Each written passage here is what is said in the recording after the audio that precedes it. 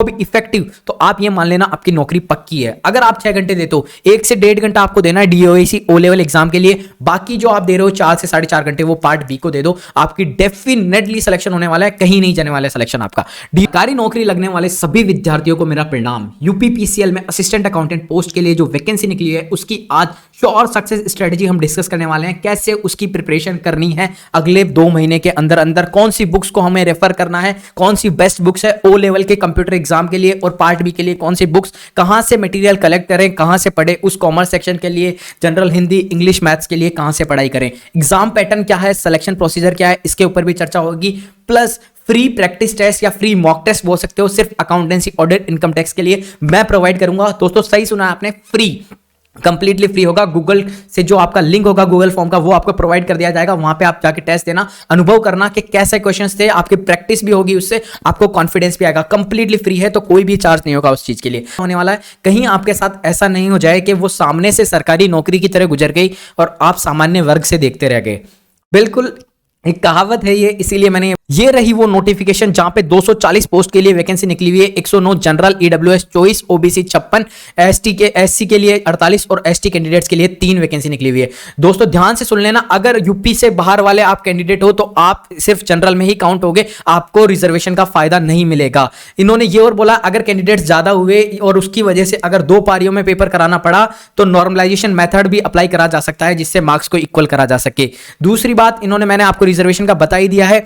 उसके अलावा जो भी इसकी एलिजिबिलिटी क्वालिफिकेशन है उसमें सिर्फ एक ही चीज लिखी हुई है, वो है वाणिज्य में स्नातक डिग्री, यानी आप कॉमर्स में ग्रेजुएट हो, यानी आपने बीकॉम कर रखी है तो आप एलिजिबल हो, 21 से 40 वर्ष तक एलिजिबल है। नेगेटिव मार्किंग भी होगी, बाइलिंगुअल पेपर होगा। पेपर का पैटर्न क्या है, पार्ट 1 पार्ट 2 का, पार्ट 1 ओ लेवल का एग्जाम होगा, कंप्यूटर का फाउंडेशन कोर्स का होगा। मैं अभी आगे सब कुछ बताऊंगा आपको, बस ऊपरी ऊपरी बता रहा हूं अभी। तो पार्ट 2 में आपके 150 क्वेश्चंस होंगे, उसमें कॉमर्स के क्वेश्चंस होंगे, 75 क्वेश्चंस कॉमर्स बेस्ड होंगे, accountancy audit income tax, plus 25 questions होंगे general English general Hindi plus arithmetic maths के, और कुछ भी नहीं होगा, कोई रीजनिंग नहीं है, कोई जीके नहीं है, कुछ भी नहीं है यहाँ पे। लेकिन पार्ट 1 क्वालिफाइंग होगा जिसमें आपको 50% लाना अनिवार्य है, तब जाके आपका पार्ट 2 चेक होगा और फाइनल मेरिट लिस्ट में आपका पार्ट 2 को ही कंसीडर किया जाएगा, पार्ट 1 के मार्क्स को कंसीडर नहीं किया जाएगा। और एक ही एग्जाम होगा, उसके बाद डॉक्यूमेंट वेरिफिकेशन होगा, 2 टाइम्स लोगों को सिलेक्ट करा जाएगा, उसके बाद जो फाइनल मेरिट लिस्ट लगेगी उसमें आपके जितनी वैकेंसी है 240 वैकेंसी है, उन लोगों को सिलेक्ट कर लिया जाएगा।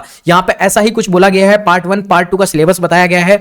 पार्ट 1 में डीओईसी ओ लेवल के बारे में बोला है, ज्यादा कुछ और कुछ भी नहीं बोला है यहाँ पे। और पार्ट 2 के बारे में यहाँ पे ऑडिट अकाउंटेंसी और इनकम टैक्स का यहाँ पे सिलेबस बताया गया है। पार्ट 2 में जनरल इंग्लिश जनरल हिंदी है, अर्थमेटिक है, और फिर वो इसका है अकाउंटेंसी ऑडिट इनकम टैक्स। तो अभी मैं इसके ऊपर पूरा सिलेबस की डिटेल्ड अंडरस्टैंडिंग के बारे में आपसे चर्चा करूंगा, वीडियो में बने रहेगा। आगे नोटिफिकेशन को देख लेते हैं एक बार के लिए।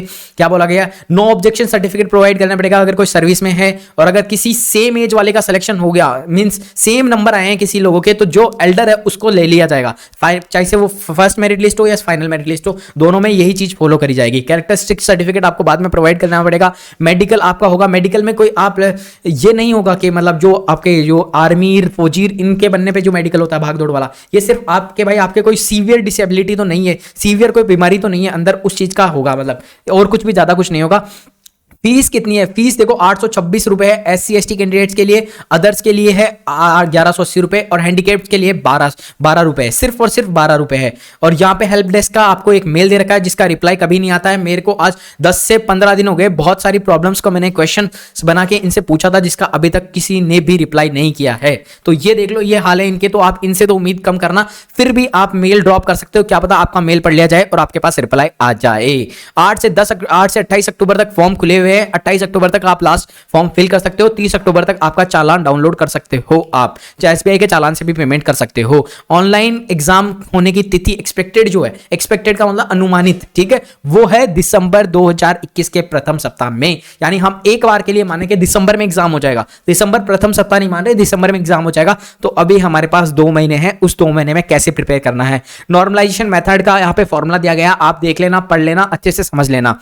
नॉर्मलाइजेशन का मतलब होता है इनडायरेक्टली स्केलिंग करते हैं, या तो वो नंबर को बढ़ाते हैं या घटाते हैं अगर दो पारियों में पेपर होता है। अब बढ़ते हैं हमारी जो मेन चीज है कि कैसे हमें प्रिपरेशन करनी है। अभी तक मैंने आपसे चर्चा करी थी कि क्या पैटर्न है, क्या वैकेंसी है, क्या है। बीकॉम है, 8 से 28 अक्टूबर तक फॉर्म खुले हुए हैं, क्या फीस है, दिसंबर के फर्स्ट वीक में पेपर हो जाएगा। अब एग्जाम का जो पैटर्न है वो पार्ट 1 और पार्ट 2 है। DOEAC लेवल O वाला जो एग्जाम है, जो पार्ट 1 एग्जाम है, उसमें 4 सब्जेक्ट होता है और ये क्वालिफाइंग पेपर है।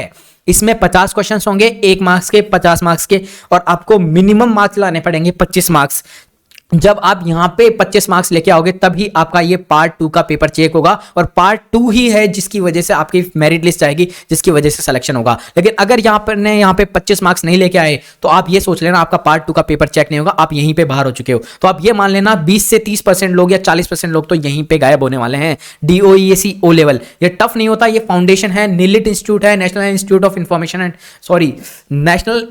Of electronics and information technology है, उसका ये इंस्टीट्यूट है। DOEAC स्कीम के अकॉर्डिंग लेवल O का एग्जाम होता है फाउंडेशन कोर्स का, जिसमें 4 सब्जेक्ट होते हैं। आगे बताऊंगा कि कौन कौन सा क्या क्या सब्जेक्ट है, कैसे प्रिपरेशन करनी है, कैसे बुक्स है।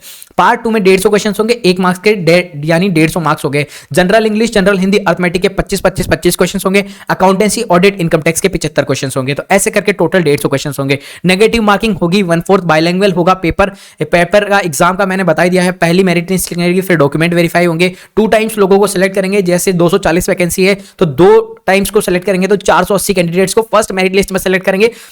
फिर उसके बाद जब डॉक्यूमेंट वेरीफाई हो जाएंगे उसमें के बाद फाइनल मेरिट लिस्ट आप तक पहुंचाई जाएगी। उसके अंदर आपको 240 लोगों को सेलेक्ट करेंगे। और आपको एक और बता दूं, आंसर की लॉन्च कर देंगे ये पारदर्शिता के लिए। 3 दिन के अंदर अंदर आपको आंसर की लॉन्च कर देंगे जैसे ही आपका पेपर होगा। उसके बाद टाइपिंग टेस्ट नहीं है। बहुत लोगों का ये क्वेश्चन था, लास्ट वीडियो में भी था, बहुत जगह देखा था, बहुत क्वेरी मेरे पास पर्सनली आ रही थी कि टाइपिंग टेस्ट है या नहीं है।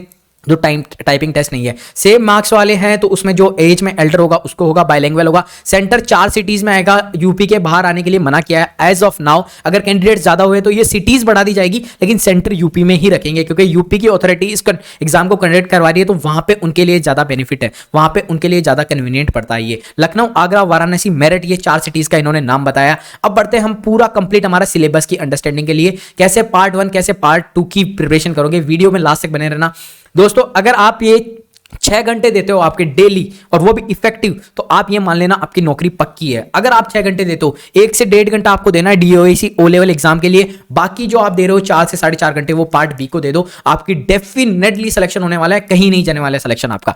DOEAC O level foundation course होता है, नीलिट का होता है, मैंने आपको बता दिया। 4 सब्जेक्ट के नाम ये रहे, IT tools and network basis, web designing, Python वाली लैंग्वेज का है, internet of things and its application. तो अब आप डरने की जरूरत नहीं है इन सब्जेक्ट्स को देख के, इनको कैसे पढ़ना है, क्या करना है, ये सब कुछ मैं बताने वाला हूं। देखो 2 बुक आती है, एक तो आती है टी बालाजी पब्लिकेशंस की तरफ से और एक आती है गोल्ड की। इन बुक्स में क्या होता है, चैप्टर भी है, उसके पीछे मॉडल टेस्ट पेपर भी है, और उसके बाद सॉल्व्ड पेपर जो नीलिट ने पूछे गए हैं इस कोर्स को करवाने के लिए, उसके सॉल्व्ड पेपर्स भी दे रखे हैं। तो आप चाहो तो इन बुक को ले सकते हो। कहां से लेना है वो बताऊंगा, और कैसी बुक है आपको एक बार दिखा देता हूं मैं। 1 सेकंड गाइस, ये देखो, ये अमेजन पे जैसे ही आप सर्च मारते हो T Balaji O level book, तो यहाँ पे गोल्ड की बुक भी खुल के आती है, यहाँ पे गोल्ड पब्लिकेशन की, और यहाँ पे ये बुक खुल के आती है, ये है टी बालाजी पब्लिकेशन की। यहाँ पे मैंने खोल रखा है ऑलरेडी। यहाँ बाइलिंगुअल बुक है यहाँ पे। और आपको एक चीज बता देता हूं, अगर आपको किसी पहली बार वीडियो नहीं देख रहे हो, आपने बार बार देख रखा, ये M1R5 जो लिखा हुआ है ना, ये देखो जहां पे मेरा कर्सर है, जहां पे मैं स्क्रॉल कर रहा हूं, M1R5 का मतलब ये है कि ये है मॉड्यूल 1 और रिवाइज्ड एडिशन 5। ठीक है, ये M2R5 लिखा हुआ है, ये है मॉड्यूल 2 रिवाइज्ड एडिशन 5, ये है मॉड्यूल 3 रिवाइज्ड एडिशन 5। तो 4 किताबें हैं, चारों की चारों किताबें लेनी है। कोई भी 3 किताबें 2 किताबें लेके मत रुक जाना। कहीं पे क्या होता है कि 2 किताबें बेच रहे होते हैं और वहां पे लिखा O लेवल बुक्स, और आप सोचो O लेवल की बुक्स इतनी सस्ती आ रही है, तो नहीं, वो सिर्फ 2 किताबें बेचिए। 4 सब्जेक्ट होते हैं, चारों के चारों सब्जेक्ट पढ़ने पड़ेंगे, चारों से क्वेश्चन पूछे जाएंगे, क्वालिफाइंग पेपर है, तो वैसे भी एफर्ट्स डालने ही डालने हैं।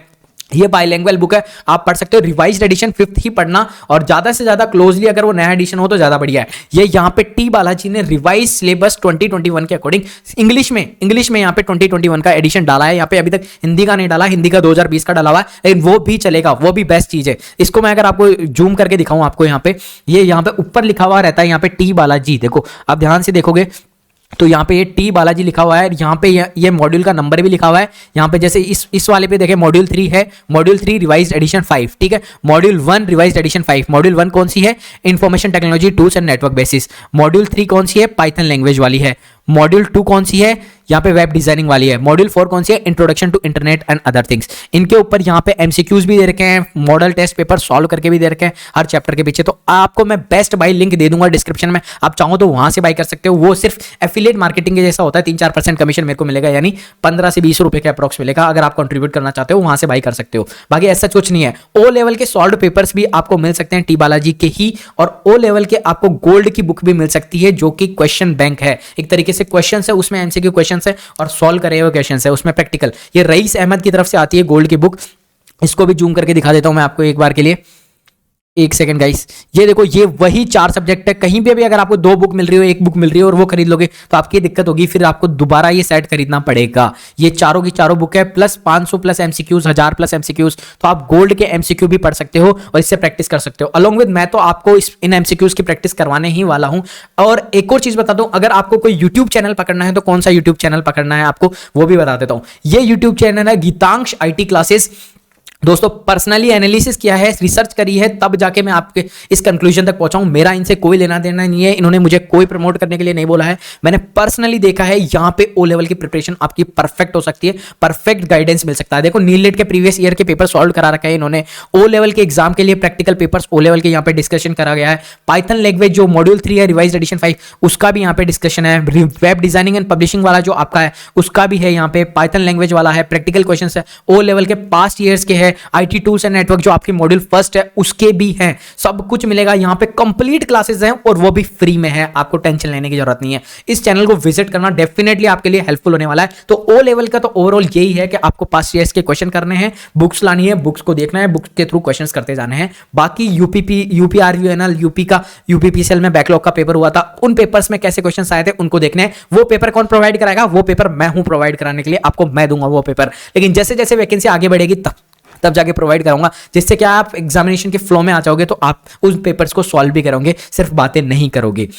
अब बात कर लेते हैं हम पार्ट 2 की। पार्ट 2 में जैसे कि general English, Hindi, arithmetic, maths थी, तो ये गाइस आपको कंपटीशन लेवल की आपको प्रिपेयर करनी है। यूट्यूब चैनल कोई भी पकड़ लेना, बहुत ज्ञान भरा पड़ा है यूट्यूब पे इन चीजों के लिए। इंग्लिश, हिंदी, मैथ्स के लिए बहुत कुछ है यहाँ पे। रीजनिंग नहीं है इसमें, अर्थमेटिक मैथ्स है। अर्थमेटिक मैथ्स में क्या आता है, पीएनएल आता है, एवरेज आता है, सिंपल कंपाउंड इंटरेस्ट आता है, HCF, LCM, number system, etcetera etcetera etcetera.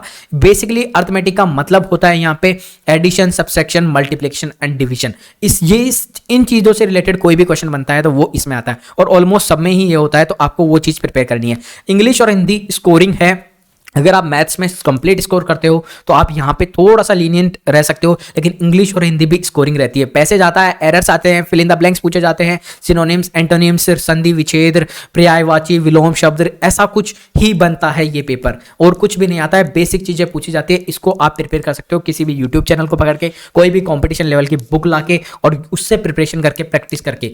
करना क्या है, सिर्फ यूट्यूब चैनल पकड़ना है, पढ़ना है, नोट्स बनाने हैं और प्रैक्टिस करनी है। प्रैक्टिस एंड प्रैक्टिस आपको ज्यादा से ज्यादा परफेक्शन देती रहेगी। यहां 75 क्वेश्चंस आने वाले हैं इन तीनों से, तो इसकी भी वैल्यू बहुत ज्यादा होने वाली है और ये फाइनल सिलेक्शन में आपकी हेल्प करेंगे। बात आती है कॉमर्स नीश से, जो कि हमारी नीश है पर्टिकुलरली, इसीलिए बीकॉम वाले यहां पे आगे रहते हैं और बीकॉम वालों के लिए ही वैकेंसी है। बेसिकली कोई भी भर सकता है, बीकॉम ग्रेजुएट्स, जैसे सीए इंटर हो, सीएमए इंटर हो, सीएस इंटर हो, या वो सीए, सीएमए, सीएस हो, कोई भी हो। तो accountancy, audit, income tax. Accountancy के लिए सबसे बेसिक रूल आपको मैं बता देता हूं, कोई भी नहीं बताएगा। 11th और 12th की जो अकाउंट्स की बुक है ना, वो ऐसे मान लो ब्रह्मास्त्र है। अगर आपने ये पढ़ रखी है, ये रट रखी है, तो आपको ऑलमोस्ट 90% क्वेश्चंस, मैंने फिर से सुनना, 90% क्वेश्चंस किसी भी कंपटीशन एग्जाम के आपके 11th और 12th के अकाउंटिंग बुक्स के टॉपिक से ही सॉल्व हो जाएंगे। उसके अलावा क्या करना है आपको, सीए, सीएस, सीएमए में इंटरमीडिएट लेवल्स के जो टॉपिक होते हैं उनको कवर करना है, जो कि आपके एग्जाम में आता है। फर्स्ट स्टेप यहाँ पे क्या है कि सिलेबस को अंडरस्टैंड करना है, सिलेबस को देखना है कि वहां पे क्या टॉपिक्स दे रखे हैं, हमें एक्स्ट्रा क्या पढ़ना है, हमें प्रैक्टिस क्या करनी है, सब कुछ आपको ध्यान से समझना है। उसके बाद जाके यहाँ पे हाथ पैर मारने हैं। ऑडिट और इनकम टैक्स में वहां पे सिर्फ बेसिक्स चीजों के लिए बोला है, अभी मैं बता दूंगा आपको कि कहां से क्या पढ़ना है और क्या बोला है, उस नोटिफिकेशन में क्या बोला है, उसके ऊपर चर्चा होगी। कंप्लीट बेसिक के ऊपर आपको स्ट्रेंथ जनरेट करनी है। बढ़ते हैं, अब मैं आपको समझाता हूँ कि कैसे क्या करना है, वहां पे नोटिफिकेशन में क्या दे रखा है। ये आपकी नोटिफिकेशन आपकी स्क्रीन के ऊपर है, यहां पे ये सिलेबस आपको बता रखा है। एक सेकंड, ये सिलेबस है आपका general English and general Hindi, arithmetic, accountancy, audit, income tax. अब यहाँ पे ग्रेजुएशन स्टैंडर्ड बोला है, इसका मतलब सीए आईपीसीसी लेवल तक की यहाँ पे आ सकती है। अकाउंटेंसी में यहाँ पे टॉपिक्स बोल रखे हैं, आप अगर क्लियरली देखना चाहो trading and PNL account and balance sheet, तो आपको पता है कि ट्रेडिंग एंड पीएनएल अकाउंट ये किसके बनते हैं, ये सोल प्रोप्राइटर के बनते हैं, पार्टनर के बनते हैं, कंपनी के बनते हैं। बिल्स ऑफ एक्सचेंज से देखो ऐसे एग्जाम में 3 से 4 क्वेश्चन कम से कम पूछे गए हैं, बार बार में पूछे गए हैं, तो इस टॉपिक को स्ट्रॉन्ग कर लेना। Self balancing ledger, sectional balancing ledger, easy topic है, आराम से हो जाएगा। साइडिंग से capital and revenue, receipt and payment account, income and expenditure account, guys ये आता है एनपीओ में बनाते हैं, receipt and payment, income and expenditure account. ये 12th की बुक में आपको टॉपिक मिलेगा, ये भी 12th की बुक में मिलेगा, ये भी 12th की बुक में, 11th और 12th की बुक में आपको टॉपिक मिल जाएंगे। Depreciation and reserve and provision 11th की बुक में मिल जाएगा। ब्रांच एंड डिपार्टमेंटल अकाउंट भी मिल जाएगा आपको, मैं और बता दूंगा। और आपको कहां से पढ़ना है, double accounting system, bank reconciliation statement, rectification of error, balance sheet format and classification, indirectly analysis of financial statement से रिलेटेड जितनी भी चीजें हैं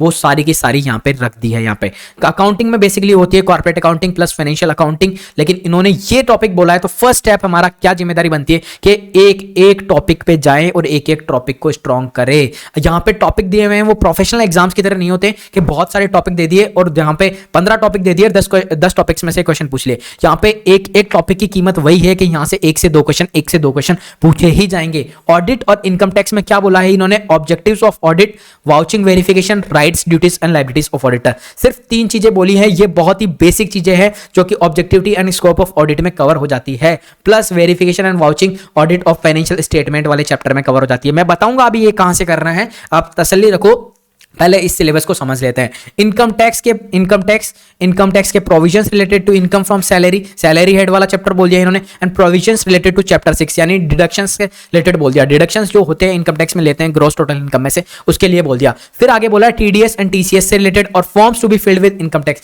यानी रिटर्न फाइलिंग प्रोसीजर के बारे में इन्होंने बोल दिया। ये भी बेसिक है, यानी ऑडिट और इनकम टैक्स कंप्लीटली बेसिक को अपनी स्ट्रेंथ बनाने के लिए बोला है। अब मैं बताता हूं कि आपको ये कहां से, पहले तो मैंने बता दिया 11th और 12th की तो अकाउंट से प्रिपेयर कर लेना। अब ऑडिट और इनकम टैक्स कहां से प्रिपेयर करना है, आप जाओगे गूगल पे जाओगे, कहीं पे भी जाओगे, आपको एक चीज सर्च मारनी है, वो ये है ICAI.org। मैं आपके साथ सर्च मार के बता रहा हूं, ये सर्च मारोगे तो आपकी ये साइट खुल जाएगी। अगर नहीं खुलती है, वो सर्च फॉर्मेट में आती है, तो आपको जो ऊपर सबसे पहली साइट आ रही होगी ICAI.org, उस पर क्लिक कर लेना। देखो ये रही साइट, ठीक है, तो यहां पे क्लिक कर लेना। उसके बाद जो आपके पास ये आ जाएगा, इसमें स्टूडेंट पे जाना है, स्टूडेंट पे जाके BOS नॉलेज पोर्टल दिखेगा, इस पर क्लिक करना है। इस पर क्लिक करोगे तो आपके पास कुछ ऐसा खुल के आ जाएगा। अब यहां पे आपको दिख रहा होगा इंटरमीडिएट कोर्स, यहां पे इंटरमीडिएट कोर्स न्यू स्कीम में दिख रहा होगा इंटरमीडिएट कोर्स, इस पे क्लिक करना है। इस पे क्लिक करोगे तो आपके पास ये सारे के सारे सब्जेक्ट कवर निकल के आ जाएंगे, जो कि यहां पे PSU एग्जाम में मैक्सिमम लेवल पे पूछे जाते हैं। कई PSU एग्जाम्स में CA फाइनल का पूछते हैं, लेकिन मैक्सिमम में सिर्फ और सिर्फ IPCC इंटर लेवल का ही पूछा जाता है। अब यहां पे हमारा जो टॉपिक था वो था ऑडिटिंग। अब यहां पे मैं ऑडिटिंग को खोलूंगा, पेपर 6 पे क्लिक कर रहा हूं, ऑडिटिंग एंड एश्योरेंस पे। इसका स्टडी मटेरियल पे क्लिक करूंगा, ऑडिटिंग एंड एश्योरेंस खोलने के बाद स्टडी मटेरियल पे स्टेप्स ध्यान रखना क्योंकि आप भूल जाओगे, इसीलिए बता रहा हूं। फिर study material applicable for May 21 खोल सकते हो, May 22 खोल सकते हो, कोई सा भी खोल सकते हो। उसके बाद ये मॉड्यूल खुल के आ जाएगा। यहाँ पे ये 2 मॉड्यूल है, इनमें से कौन कौन से टॉपिक्स आपको कवर करने हैं मैं आपको खोल के भी दिखा देता हूं एक बार। ये जो पहला चैप्टर है nature, objective and scope of audit, ये इंपॉर्टेंट चैप्टर है, इसी में आपका आधे से ज्यादा सिलेबस कवर हो जाएगा वहां पे जो नोटिफिकेशन में दे रखा है। उसके बाद आपको audit strategy, audit planning and audit programme भी पढ़ना है, यानी चैप्टर 1 पढ़ना है, चैप्टर 2 पढ़ना है। उसके बाद जो आपको चैप्टर पढ़ना है वो है audit of items of financial statement. यहां पे ये आ जाता है वेरिफिकेशन और वाउचिंग, जो वहां पे क्लियरली हाईलाइट करके बोला गया था। कंपनी ऑडिट ऐसा टॉपिक है जो हर कंपटीशन एग्जाम्स में पूछा ही जाता है। Duties and liabilities of auditor company audit में भी बताई जाती है और ऑडिटर के बारे में यहीं पे जिक्र है, सही ढंग से जिक्र यहीं पे है। ऑडिट रिपोर्ट में ऐसे 705 ऐसे 700 ऑडिटर कैसे ओपिनियन फ्रेम करता है, कैसे मॉडिफाई करता है ओपिनियन को, कैसे ऑडिट रिपोर्ट प्रिपेयर करी जाती है, वो है। तो ओवरऑल जो मैंने आपको बताए हैं, फर्स्ट और सेकंड चैप्टर पढ़ना है, 9th 10th 11th चैप्टर पढ़ना है। ये पढ़ते ही आपका सारा ऑडिट कवर हो जाएगा। इसके अलावा जो आपको पढ़ना है ऑडिट में वो है स्टैंडर्ड्स ऑफ ऑडिटिंग के नाम और नंबर पढ़ने हैं। क्या पढ़ना है? नाम और नंबर पढ़ने हैं और कुछ भी नहीं पढ़ना। नाम और नंबर से ही क्वेश्चन आता है, वरना क्वेश्चन नहीं आता है स्टैंडर्ड ऑफ ऑडिटिंग में से। सिर्फ एक 705 है, वैसे 705 उसका क्वेश्चन आ सकता है, वरना नहीं आ सकता। उसमें ऑडिटर क्या है, ओपिनियन देता है अपनी, unqualified opinion, qualified opinion, disclaimer of opinion या एडवर्स ओपिनियन, जैसा भी वो उसको ठीक लगता है वैसा देता है। अब मैं यहाँ से बैक आ जाता हूँ। अगर मैं आपको एक मॉड्यूल खोल के दिखाऊं, जैसे ये चैप्टर 1 है, इस पर मैं क्लिक करता हूँ तो क्या खुल के आता है, यहाँ पे पूरी की पूरी मॉड्यूल खुल के आ जाती है, यानी चैप्टर 1 का जो मॉड्यूल है वो खुल के आ जाती है। अब यहाँ पे चैप्टर 1 पे सब कुछ बता रखा है, मीनिंग, डेफिनेशन, स्कोप, सब कुछ पढ़ लेना। यहाँ पे objectives and scope of audit सब कुछ लास्ट तक। यहाँ पे 46 पेज का ये चैप्टर है, बहुत काम का चैप्टर है। अंग्रेजी अंग्रेजी में है, थोड़ा सा आपको दिक्कत होगी हिंदी वालों को, लेकिन यहाँ से ही है, यही रामबाण है, यही रामबाण चीज है। इसको आप पढ़ लोगे तो आपका सब कुछ कवर हो जाएगा। अब मैं यहाँ पे दोबारा जा रहा हूँ और यहाँ से बैक आ रहा हूँ, क्योंकि अब मेरे को आपको बताना इनकम टैक्स में आपको क्या पढ़ना है। अब यहाँ पे थे, हम पहले स्टार्ट किए थे तब यहाँ पे थे। अब यहाँ पे इनकम टैक्स कहाँ पे लिखा हुआ है? Income tax, accountancy, corporate and other laws, taxation. Taxation जो वर्ड लिखा हुआ है यही है इनकम टैक्स। इसी में डायरेक्ट टैक्स और इनडायरेक्ट टैक्स दोनों आ जाएंगे। इसमें आपको क्या पढ़ना है देखो मैं बता देता हूँ आपको। इस स्टडी मटेरियल वाले पे क्लिक कर दिया, इनकम टैक्स की मैंने स्टडी मटेरियल पे क्लिक किया है। इनकम टैक्स में अब यहाँ पे लिखा हुआ था बेसिक कंसेप्ट, वहां पे था इनकम टैक्स। तो इनकम टैक्स में ये तीन चीजें तो, दो चीजें तो पढ़नी ही है, बेसिक कंसेप्ट और residence and scope of total income. ये दो चीजें पढ़नी है, यानी फर्स्ट और सेकंड चैप्टर आपको पढ़ना ही पढ़ना है। उसके बाद वहां पे क्या लिखा हुआ है? प्रोविजंस रिलेटेड टू सैलरी, यानी सैलरी हेड से रिलेटेड प्रोविजंस। ये यहाँ पे सेकंड मॉड्यूल है, उसमें चैप्टर 4 है। यहाँ पे मैं अगर क्लिक करूं तो ये हेड ऑफ इनकम में यहाँ पे ये सैलरी हेड का हेड है, इसको आपको पढ़ के जाना है। यहाँ पे ये जो सैलरी हेड है इसको कंप्लीटली पढ़ के जाना है, ये लिखा हुआ था। उसके बाद वहाँ पे लिखा हुआ था रिटर्न्स एंड फॉर्म, ये और टीडीएस टीसीएस वाला लिखना हुआ था। ये और चैप्टर 6 के डिडक्शन लिखे हुए थे। तो चैप्टर 6 के डिडक्शन कहाँ पे मिलेंगे? चैप्टर नंबर 7 है यहाँ पे, deduction from gross total income, यहाँ पे मिल जाएंगे, ठीक है। और computation of total income and tax payable, ये भी आप पढ़ लोगे तो ज्यादा बेहतर है। टीडीएस टीसीएस वाला चैप्टर 9 है, ये वही चैप्टर है जो वहां पे लिखा हुआ था टीडीएस के प्रोविजंस आपको पढ़ने हैं। तो ये एडवांस टैक्स टीडीएस के आपको प्रोविजंस पढ़ने हैं। और फॉर्म्स कौन से फिल करने हैं वो मैंने आपको बताया था, रिटर्न फाइलिंग प्रोसीजर होता है वो। तो ये है provisions for filing return. Form का नंबर दे देंगे या फॉर्म से रिलेटेड कोई नाम दे देंगे, उससे रिलेटेड फॉर्म पूछ लेंगे, ऐसे क्वेश्चन बनता है। तो डेफिनेटली आपका क्वेश्चन करना जरूरी होता है। तो कौन कौन से चैप्टर करना है? फर्स्ट चैप्टर करना है, सेकंड चैप्टर कर लेना।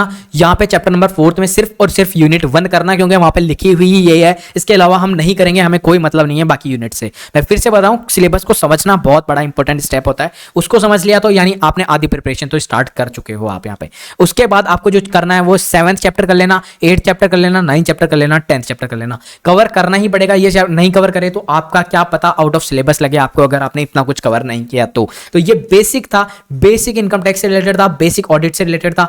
यहाँ पे हमने ICAI.org सर्च मारा, उसके बाद हम स्टूडेंट पे गए, BOS नॉलेज पोर्टल पे हमने क्लिक किया, उसके बाद हम इंटरमीडिएट कोर्स पे क्लिक किया। इंटरमीडिएट कोर्स पे क्लिक करने के बाद ये सारे सब्जेक्ट निकल जाते हैं। उसमें से हमने टैक्सेशन हमने देख लिया था और हमने एडवांस ये ऑडिटिंग एंड एश्योरेंस देख लिया था। ये दो चीजें आप यहां से उठा सकते हो। अकाउंटिंग में भी आपको अगर कोई टॉपिक समझ में नहीं आ रहा और आपका सेम टॉपिक कॉमन टॉपिक रहता है तो आप यहां से समझ सकते हो दोस्तों। तो ऐसा कुछ इसका सीन था, ऐसे आपको तैयारी करनी है, ये बुक्स आपको सजेस्ट करनी है। कुछ भी नहीं करना, घर से ही प्रिपेयर कर लोगे तो ज्यादा बेहतर है। कोचिंग से क्या होता है बेसिकली, आपका क्या है, रेगुलरिटी बनी रहती है। पैसा देते हो तो पैसा वसूल करने के चक्कर में आप पढ़ने लगते हो उनके साथ में, और गाइडेंस और डायरेक्शन तो मिलता ही है। लेकिन क्या है, जैसे ही वैकेंसी आई ना, बहुत लोगों ने कोर्स लॉन्च कर दिए हैं। अब मुझे ये नहीं जज कर पा रहा कि किसने किस लेवल पे कोर्स लॉन्च किया है, सारा सिलेबस कवर किया है, अच्छा करा रहे हैं नहीं करा रहे। तो वो जब कोर्स कंप्लीट हो जाएगा, बच्चे ले लेंगे उसको, तब जाके वो जज कर पाएंगे, तब जाके मैं आपको अपना सजेशन दे पाऊंगा कि इनका कोर्स आप ले लीजिए। वैसे पास्ट रिकॉर्ड एंड डेटा से भी आप जज करके किसी का भी अच्छे टीचर का आप कोर्स ज्वाइन कर सकते हैं। मेरा बोलने का ओवरऑल मतलब यही है कि कोचिंग से सिर्फ आपको गाइडेंस और डायरेक्शन मिलेगा, मेहनत आप ही की होगी। ओवरऑल अगर मैं स्टेप्स को इनको कंक्लूड करूं तो आपको क्या करना है, ये श्योर सक्सेस स्ट्रेटेजी में सिलेबस को अंडरस्टैंड करना है, मटेरियल आपको कंप्लीट तैयार रखना है, 11th-12th की बुक्स कंप्लीट तैयार रखनी है।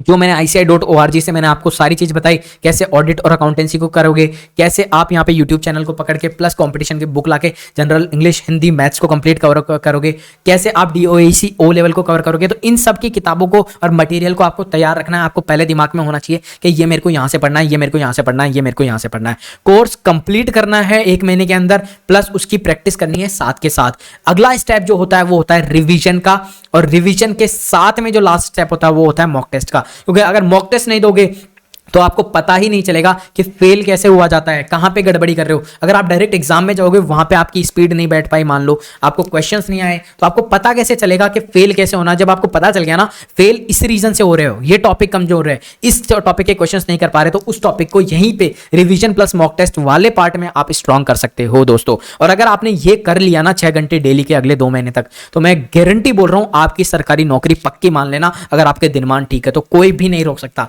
लेकिन क्या होता है, हम लास्ट महीने में जाके इसकी प्रिपरेशन स्टार्ट करते हैं, लास्ट महीने में हमें heat of the moment generate होता है, हीट ऑफ द एग्जामिनेशन हमें फील होता है, तब जाके करते हैं। एग्जामिनेशन फॉर्म भर देना, 109 पोस्ट जनरल के लिए कम नहीं होती है। रिजर्वेशन इनको मिल रहा है, उनके लिए तो वैसे ही फायदा है, उनको तो डेफिनेटली भरनी चाहिए। 56 पोस्ट, 24 पोस्ट, 58 पोस्ट, ये कम नहीं होती है पोस्ट। सोचो ऐसी वैकेंसी वो भी निकली है सिर्फ और सिर्फ कॉमर्स वालों के लिए, बड़ी बात है। इसीलिए मेरी बात मानो तो ये एग्जामिनेशन फॉर्म भर देना, अच्छे से प्रिपरेशन करना, 6 घंटे की डेली पढ़ाई करोगे, इफेक्टिव पढ़ाई करोगे तो डेली आपकी नौकरी पक्की हो जाएगी। डेली नहीं मीन्स नौकरी पक्की हो जाएगी अगर डेली पढ़ रहे हो तो। लास्ट में मैंने बोला था कि आपको कौन सा यूट्यूब चैनल फॉलो करना है, तो एक सेकेंड मैं आपको दोबारा दिखा देता हूँ। ये था वो यूट्यूब चैनल जो ओ लेवल कोर्स के लिए फॉलो कर सकते हैं।